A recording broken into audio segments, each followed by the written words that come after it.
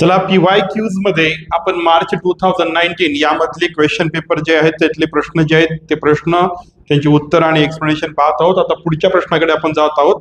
हा PYQचा पार्ट 4 आहे. याच्या अगोदर पार्ट 3 जे आहे ते ऑलरेडी YouTube वरती अपलोड केलेले आहेत. आपण त्या चॅनल वरती जाऊन पाहू शकता. लर्निंग विथ PS जाधव या चॅनल वरती जाऊन आपण ते पाहू शकता. आता लक्षात घ्या, या प्रश्नाचं उत्तर पहा. What do you mean by central dogma? Okay, ही याची जी डेफिनेशन आहे सेंट्रल डोग्माची, ही जो फर्स्ट चॅप्टर आहे त्या फर्स्ट चॅप्टरच्या पहिल्याच पेज वरती आपल्याला ही पाहायला भेटेल. इथेही मी दिलेली आहे पहा. जी तुम्हाला सोपी वाटते ती पाठ करा. What do you mean by central dogma? Central dogma states that genetic information flows from DNA to RNA to protein. याला आपण काय म्हणतो? या प्रोसेसला सेंट्रल डोग्मा असे म्हणतो. ओके, पुढचा प्रश्न यामध्ये कोणता दिलाय पहा. सेकंड क्वेश्चन जो आहे तो दिला, व्हॉट इज ट्रान्सक्रिप्शन? म्हणजे ट्रान्सक्रिप्शन म्हणजे काय? तर तुम्हाला काय लिहायचं? Transcription is the process by which genetic information from DNA is copied into RNA. म्हणजे DNA मधली जी जेनेटिक इन्फॉर्मेशन आहे ती कॉपी करून RNA मध्ये कॉपी करणे, या प्रोसेसला आपण काय म्हणतो? ट्रान्सक्रिप्शन असे म्हणतो. डेफिनेशन आहे सोपी, तर तुम्हाला इथे लिहायचं 1-2 पॉईंट त्याच्यामध्ये तुम्हाला ऍड करायचे आहेत. या पद्धतीने तुम्ही हा प्रश्न सोडवू शकता. पुढच्या प्रश्नाकडे जाऊया. पहा, तिसरा प्रश्न यामध्ये विचारलेला आहे, what is meant by triplet codon? म्हणजे एकूण 3 मार्काला हा प्रश्न आहे पहा. हा 1 मार्कासाठी, हा 1 मार्कासाठी आणि हा 1 मार्कासाठी. अति जास्त काही त्याच्यामध्ये लिहायचं नाही. त्याच्या डेफिनेशन जरी लिहिला तरी चालून जातं याच्यामध्ये. पहा, ट्रिपलेट कोडॉन म्हणजे काय? Triplet codon is a sequence of 3 nucleotides on mRNA that codes for one specific amino acid. Okay, म्हणजे तिन्ही ठिकाणी आपल्याला काय केलेलं आहे? सेंट्रल डोग्मा याची डेफिनेशन, ट्रान्सक्रिप्शन याची डेफिनेशन आणि ट्रिपलेट कोडॉन कशाला म्हणायचं याची डेफिनेशन. म्हणजे तिन्ही प्रश्न हे डेफिनेशन वरती विचारलेले आहेत. सरळ सरळ डेफिनेशन आपल्याला लिहायचे आहेत आणि 3 मार्क आपल्याला मिळवायचे आहेत. म्हणून या तिन्ही डेफिनेशन जे आहेत ते अत्यंत महत्वाचे आहेत. ओके, तर या तुम्ही पाठ करून घ्या. मे बी या रिवाइज होऊ शकतात. पुढे पहा, या ठिकाणी 3 मार्कासाठी परत तोच एक प्रश्न दिलेला आहे. पाहून घ्या इथं काय केलेलं आहे. ही फिगर तुम्हाला क्वेश्चन म्हणून दिलेली आहे. या ठिकाणी ही जी डायग्राम आहे ती. आता यातली आन्सर्स पहा. आपल्या बुकमध्ये ही जशाच तसं दिलेली आहे. पहा, हे आपण अभ्यासतो कुठं? Process of energy production through aerobic respiration of carbohydrates, protein and fats. आपल्याला माहिती आहे आपल्या बॉडीमध्ये, आपल्या सेलमध्ये जे एनर्जी प्रोडक्शनचं काम चालतं त्यासाठी आवश्यक असणारे घटक जे आहेत ते कोणते आहेत? कार्बोहायड्रेट्स, प्रोटीन आणि फॅट्स. ओके, हा टी डायग्राम तुम्हाला आपल्या बुक्समध्ये पाहायला भेटतो. त्यावरती जशाच तसे या ठिकाणी प्रश्न विचारलेला आहे पहा. मग पहिल्या याच्यामध्ये लक्षात ठेवा काय आहे. नेहमी लक्षात ठेवायचं की आपल्या ज्या सेल आहेत त्या सेल एनर्जी प्रोडक्शन कशा कशाच्या साह्याने करू शकतात. म्हणजे असे कोणते पदार्थ आहेत की ज्या साह्याने एनर्जीचं प्रोडक्शन होऊ शकतं. म्हणजे पहा, या ठिकाणी लिपिड्स लक्षात ठेवण्यासाठी फॅट्स जे असतात, लिपिड्स. ओके, सोपं लक्षात ठेवायचं म्हणजे आपण जे अन्नपदार्थ खातो त्यातनं शरीराला भेटणारे कार्बोहायड्रेट्स, ज्या आपण खात असलेल्या अन्नातनं किंवा फळातनं किंवा अजून कोणत्या खाद्यपदार्थांना आपल्या शरीराला भेटणारे जे प्रोटीन्स आणि कार्बोहायड्रेट्स, या 3 मुख्य घटकापासून सेलमध्ये एनर्जी प्रोडक्शन करण्याचं काम सुरू होतं. म्हणून नेहमी लक्षात ठेवा, हे वरचे जे कप्पे आहेत, इथले जे बॉक्स आहेत, या बॉक्समध्ये काय येणार?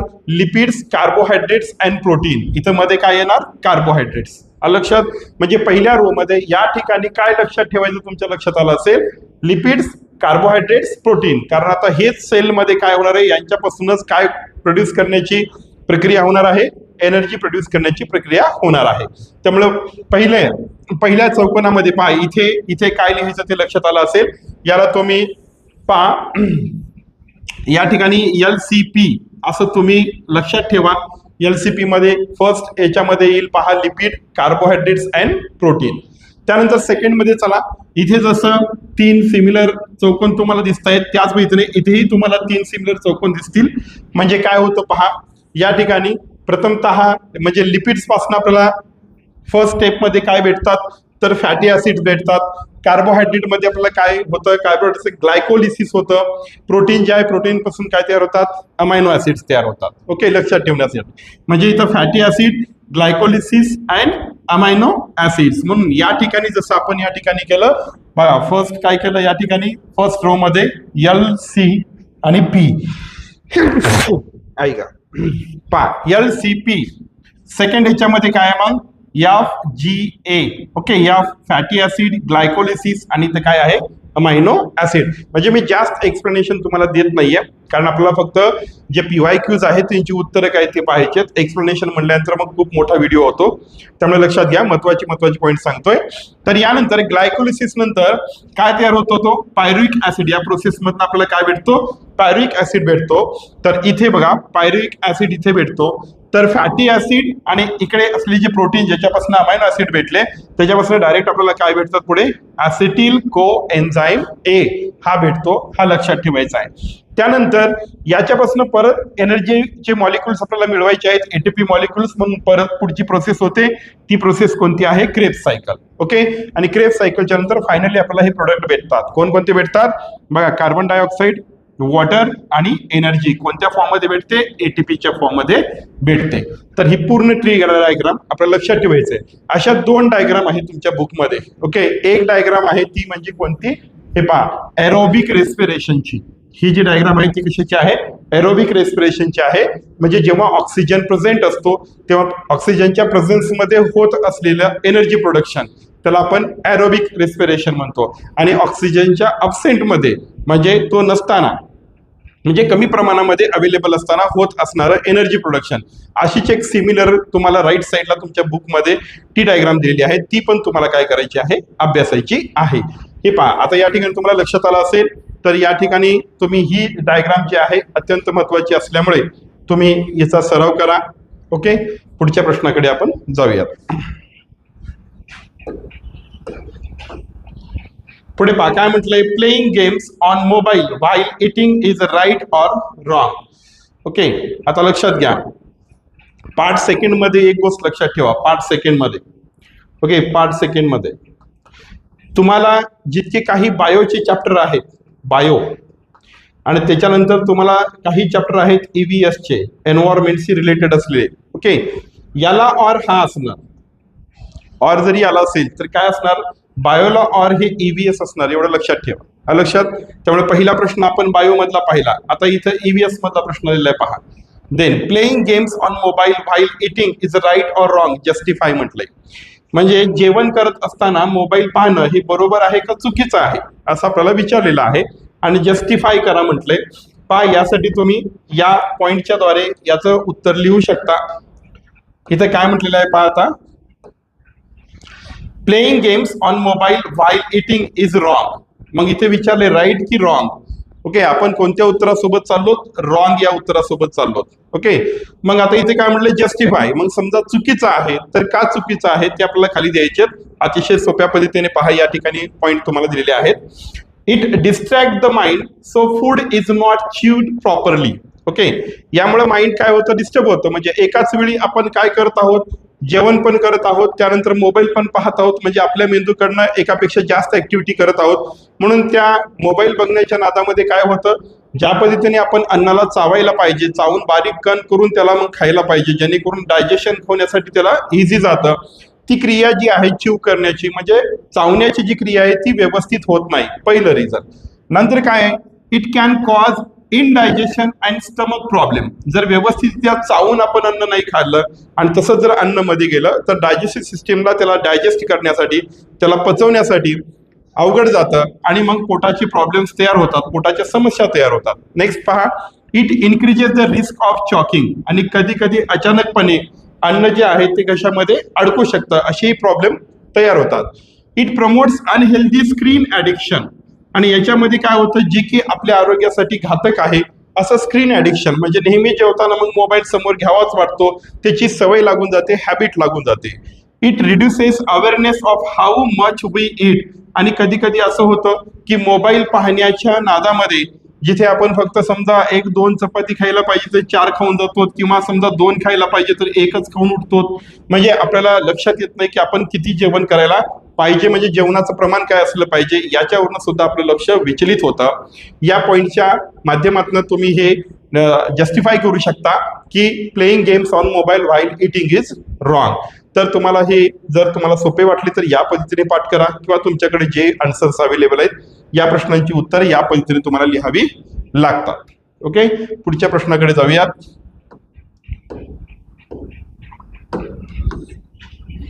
पाहता इथे काय दिले, what do you conclude from the following picture. आता हे पिक्चर तुम्हाला क्लिअर दिसत नसेल पण आपल्या बुकमध्ये आहे पहा, हे स्मोकिंगचं पिक्चर आहे. या ठिकाणी सिगारेट ओढणे वगैरे हे पिक्चर या ठिकाणी आहे. त्यामुळे काय कन्क्लूड करायला असं म्हटले तर याबद्दल आपण बोलूयात. चला काय म्हटले पहा या ठिकाणी, yes smoking is harmful. Smoking कशी आहे, हार्मफुल आहे, आपल्या शरीरासाठी घातक आहे. का घातक आहे पहा, इट कंटेन्स हार्मफुल केमिकल्स. याच्यामध्ये विषारी रासायनिक पदार्थ असतात. त्याच्यामध्ये कोण असतं, निकोटीन अँड टार हे दोन केमिकल्स असतात जे की घातक असतात. ह्याच्यामुळे काय होतं, हे लंग्सला काय करून टाकतात, डॅमेज करून टाकतात आणि त्यामुळे डिसीजेस आपल्या शरीरामध्ये तयार होतात, कॅन्सर आणि अस्थमा सारखे. नेक्स्ट आहे, हे काय करतात, परत ऑक्सिजनचं जे प्रमाण आहे ब्लड मधलं ते प्रमाण रिड्यूस करतात म्हणजे कमी करतात. मग increases the risk of heart disease and stroke. मग याचं अधिकचं सेवन जर आपण केलं तर हार्ट डिसीज किंवा स्ट्रोकचंही या ठिकाणी काय होऊ शकतं, रोगाचा धोका आपल्याला निर्माण होऊ शकतो. It also harms non smoker through the passive smoking. Passive smoking आपण कोणाला म्हणतो, तुम्ही जरी सिगारेट ओढत नसाल पण सिगारेट ओढणाऱ्या माणसाच्या व्यक्तीच्या संपर्कामध्ये किंवा तिथेच तुम्ही जास्त काळ जर घालवत असाल तर नकळतपणे ते ब्रिदिंगद्वारे तेही आपल्या शरीरामध्ये जातं, लंग्समध्ये जातं आणि त्याचा परिणाम त्याच्यावरती पण होतो. म्हणून अशा स्मोकरला आपण काय म्हटलेलं आहे, पॅसिव्ह स्मोकर किंवा पॅसिव्ह स्मोकिंग असं म्हटलेलं आहे. तर जेव्हा तुम्हाला एक्झाम मध्ये हे चित्र दिसेल तेव्हा तुम्ही या पद्धतीने हे पॉइंट मारून त्याचं उत्तर लिहू शकता. नेक्स्ट क्वेश्चन कडे जाऊयात. इथं काय म्हटलेलं आहे, observe the following picture and state what can be the outcome. Okay, हे पिक्चर पहा आणि याचा परिणाम काय होऊ शकतो हे विचारलेलं आहे. त्याला सेल्फी साइड म्हणून शिकतो आपण. ओके, मग बघा याचा परिणाम काय होतो, taking selfies on the road is dangerous and wrong. Okay, हे तर आपल्या सर्वांना माहित आहे की रोडवरती वाहनं धावत असतात, वाहनं धावत असताना आपण तिथे थांबणे आणि आता हा तर काय सगळीकडे ट्रेंड होऊन गेलेला आहे, प्रत्येक ठिकाणी आपण बघतो. सो डेंजरस आणि रॉंग आहे. It distract attention from traffic. त्यामुळं आपलं ट्रॅफिकवरती लक्ष राहत नाही. It increase the risk of accident and injuries. ही जर सवय तुम्हाला असेल तर तुमचा ऍक्सिडेंट होऊ शकतो, तुम्हाला इंजुरीज होऊ शकतात. पुढे पहा, मग कधी कधी काय होऊ शकतं, अनावधानाने म्हणजे तुमचं मागे पुढे लक्ष नसल्यास तुमच्या लॉस ऑफ लाईफ पण होऊ शकतो. म्हणजे स्वतःचा पण होऊ शकतो आणि इतरांचा, तुमच्यामुळे इतरांचा पण होऊ शकतो. त्यानंतर काय होतं पहा, it blocks the movement of vehicles. आणि तुम्ही जेव्हा रस्त्यावरती अशा सेल्फी वगैरे काढत थांबता किंवा चित्रीकरण करतात तेव्हा जे रस्त्यावरनं जाणारे जे व्हेकल्स आहेत, वाहन आहेत, त्यांना अडथळा निर्माण होतो. It is an irresponsible and unsafe behaviour. हे तुमचं बेजबाबदार असं बिहेवियर आहे. ओके, आणि ते अनसेफ पण आहे. सो या ठिकाणी आउटकम काय निघणार आहे, या ठिकाणी तुम्हाला सांगितलंय आउटकम मध्ये ते डेंजरस आहे. ट्रॅफिकचे प्रॉब्लेम क्रिएट होऊ शकतात, ऍक्सिडेंट होऊ शकतो, इंजुरी होऊ शकतात, स्वतःचा जीव जाऊ शकतो किंवा तुमच्या या चुकीमुळे पुढच्याचा जीव सुद्धा जाऊ शकतो. तिथे ट्रॅफिकचा प्रॉब्लेम म्हणजे व्हेकलच्या मुवमेंटसाठी अडचण निर्माण होऊ शकते आणि ही एक इररिस्पॉन्सिबल आणि अनसेफ अशी बिहेवियर मानली जाते. आय होप तुम्हाला या प्रश्नाचं उत्तर समजलं असेल. नेक्स्ट पुढचा प्रश्न पाहूयात आपण. या ठिकाणी observe the diagram and answer the question असं म्हटलेलं आहे. ही डायग्राम आपल्याला 2 वर्ड्स ग्रीन एनर्जी या टॉपिक मधली आहे. ओके, आता या डायग्राम वरती विचारलेले जे प्रश्न आहेत त्या प्रश्नांची उत्तरं काय आहेत पाहूयात आपण. काय प्रश्न दिलेले आहेत, तर पहिला प्रश्न काय दिलेला होता पहा, की which energy is generated from the power plant. वरती जो तुम्हाला पॉवर प्लांटचा स्केच दिलेला आहे याच्या ड्रॅगमॅटिक स्केच वरनं तुम्हाला काय वाटतं की कोणत्या प्रकारची एनर्जी आपण या ठिकाणी जनरेट करत आहोत, तर उत्तर काय असेल त्याचं, electric energy is generated. Okay, म्हणजे 3 मार्काला प्रश्न आहे हा, 1 मार्काला एक प्रश्न या ठिकाणी विचारलेला आहे. पहिला प्रश्न काय विचारलेला आहे की या पॉवर प्लांट मध्ये काय प्रोड्यूस केलं जात आहे, तर या ठिकाणी काय केलं जात आहे, मग इलेक्ट्रिक एनर्जी प्रोड्यूस केली जात आहे किंवा जनरेट केली जात आहे. नेक्स्ट क्वेश्चन पाहूया याच वरती विचारलेला. तर प्रश्न काय विचारला, स्टेट इट्स सोर्स. म्हणजे याचे स्रोत काय आहेत, ओके, या एनर्जीचे स्रोत काय आहेत किंवा ही एनर्जी कशाच्या कोणत्या फ्युअलवरती ही एनर्जी जनरेट केली जात आहे. Then source of energy is natural gas. Okay, हा नॅचरल गॅस वरती चालणारा काय आहे, पॉवर प्लांट आहे. तर इथं पाहताय आपण इथं गॅस लिहिलेला आहे, नॅचरल गॅस वरती चालणारा हा पॉवर प्लांट आहे. म्हणून सोर्स काय झाला, नॅचरल गॅस, जो की कशापासून तयार झालेला आहे, फॉसिल फ्युअल पासून तयार झालेला आहे. असं त्याचं उत्तर तुम्ही लिहायला पाहिजे. नेक्स्ट पहा, थर्ड क्वेश्चन याच्यावरती विचारलाय, which is more eco friendly. Okay, which is more eco friendly, power generation from coal की power generation from natural gas.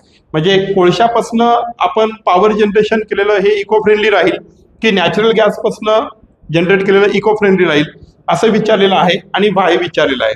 तर उत्तर काय असेल पहा, power generation from natural gas is more eco friendly than coal. Okay, coal पेक्षा natural गॅसनं आपण जर पॉवर जनरेट केला तर ते इको फ्रेंडली राहील. बिकॉज या ठिकाणी पहा कारण दिलेली आहेत.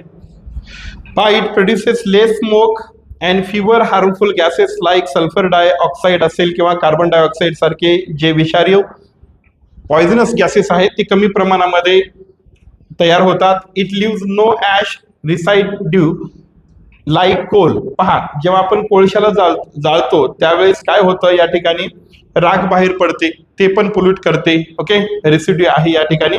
It causes less air pollution and less global warming. त्याच्यामुळे काय होतं, कमी प्रमाणामध्ये एअर पोल्युशन होतं आणि ग्लोबल वॉर्मिंगचाही जो परिणाम आहे तो आपल्याला कमी पाहायला भेटतो. हे या पॉवर प्लांटचे काय आहेत, बेनिफिट्स आहेत म्हणा. म्हणजे कोल आणि नॅचरल गॅस यूज करून जेव्हा आपण हे करतो तेव्हा बाय प्रोडक्ट म्हणून निघणारे जे हार्मफुल गॅसेस आहेत ते हार्मफुल गॅसेस कोलला जाळल्याच्या नंतर, कोळशाला जाळल्यानंतर जास्त प्रमाणात तयार होतात आणि एअर पोल्युशन जास्त प्रमाणामध्ये होतं. म्हणून कोलपेक्षा केव्हाही नॅचरल गॅस हा कसा असेल, बेटर आणि बेस्ट ऑप्शन असेल. या पद्धतीने आपल्या इथे उत्तर लिहायचं आहे. ही उत्तर तुम्ही लिहून घेऊ शकता आणि जशी तशी परीक्षेमध्ये सुद्धा लिहू शकता.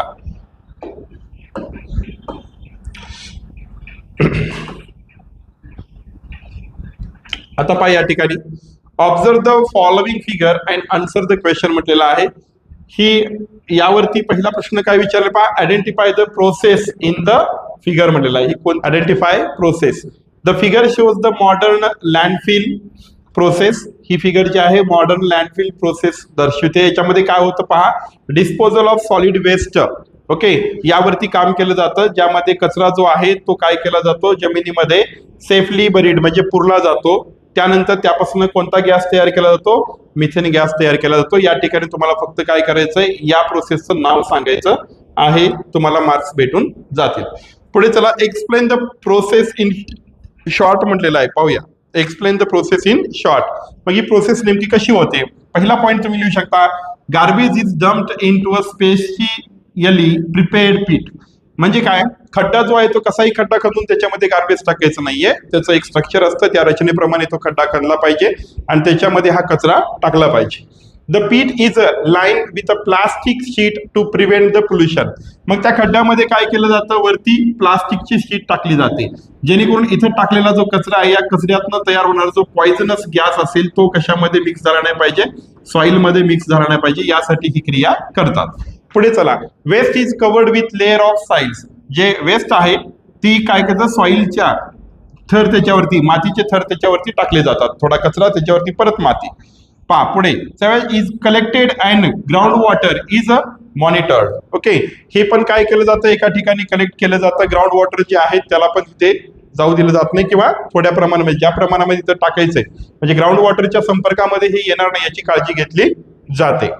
Micro organisms decompose the waste and methane gas is produced. मग त्यामध्ये असलेले जे मायक्रो ऑर्गॅनिझम आहे तिथे प्रेझेंट असलेले, मग ते काय करतात, ते जे कचरा आहे त्या कचऱ्याला डिकम्पोज करतात आणि डिकम्पोज करून त्या ठिकाणी कोणता गॅस तयार होतो, मिथेन गॅस तयार होतो. अशी ही प्रोसेस आहे.